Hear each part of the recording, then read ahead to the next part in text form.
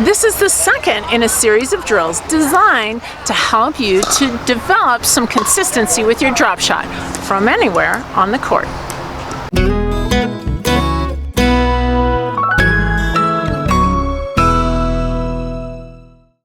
Hey everybody, it's CJ Johnson.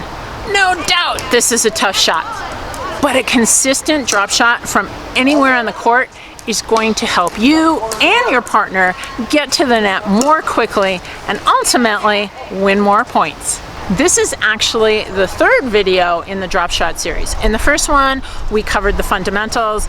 In the last one, it was the first drill in a series of 3 drills that are progressive. If you haven't seen those, wait until the end of this video and I'll share a link where you can go back and you can review those. Now, no one likes having to go back and review, and if that's you, make sure that you hit the subscribe button and then the bell notification. That way, you'll know every time I post a new video. Today, my friend Ernie is going to help to show us the 9-point drill. Place 9 small pieces of tape on the court, 3 at the non-volley zone, 3 in the middle, and 3 on the baseline. In this drill, one player stays at the net while the other one does the drill. Start by familiarizing yourself with the footwork. Beginning at the non-volley zone, pretend to hit a dink, then move to the next mark on the court. Be slow and precise. Once you're at the end of the court, take a couple steps backwards to the next mark and repeat. Continue this until you arrive at the baseline. Once again, a word of caution.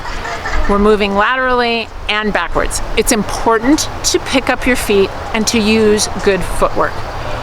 Go only as fast as you can be precise. In other words, start slow and make sure it's a strong, solid movement. Then add a little speed. If you need help on your footwork, make sure you click on this link. Now it's time to add a ball. Your goal is to drop the ball into the kitchen. Whenever you miss, go back to the beginning and start all over again.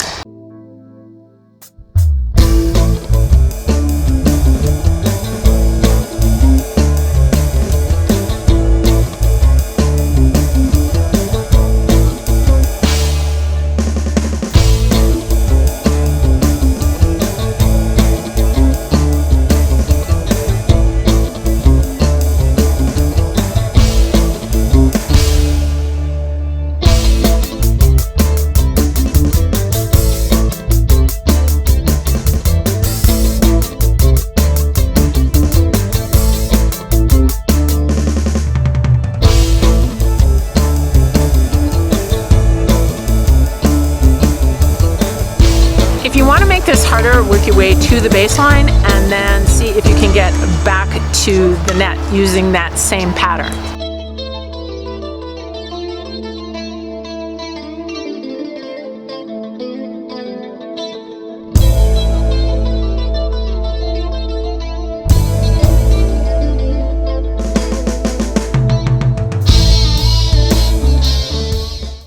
To make it even more difficult, make this drill less cooperative. Have the person at the non-volley zone attack any ball that bounces above the height of the net. Here's the link that I promised to take you back to the previous videos. Make sure to join me next week for the third and final drill, which will take us all the way back to the baseline. In the meantime, get out and practice these 2 drills. If you got value from this video, make sure that you give it a thumbs up or share it with your pickleball playing friends, because together we can train smart, live bold, and age well.